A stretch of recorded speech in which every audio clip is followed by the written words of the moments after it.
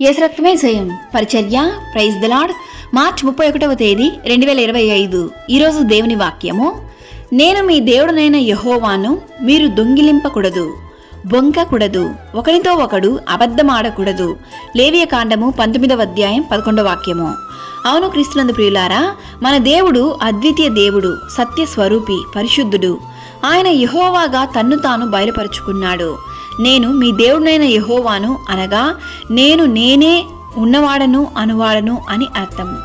అవును క్రీస్తునందు ప్రియులారా, ఆ అద్వితీయ దేవుని ప్రజలైన మనము దేవుని స్వకీయ జనముగా ఉన్నాం. ఆయన ఆజ్ఞలను అనుసరించి నిత్యము దేవునికి మహిమకరంగా జీవించాలి. దేవునికి అసహ్యమైన లోక కార్యములు చేయక పరిశుద్ధ జీవితము జీవించడానికి పిలువబడ్డాము.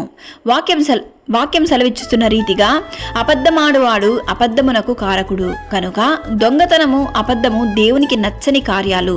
సత్యవాక్యమును చేతపట్టిన మనము నిత్యము సత్యమును పలుకుతూ దేవుని నామమును మహిమపరచెదము. పొరుగువారిది ఏదియూ ఆశింపక దొంగిలింపక జీవించెదము. సకల ఘనత, మహిమ, ప్రభావములు యేసయ్యకు మాత్రమే కలుగునుగాక. ఆమేన్. God bless you.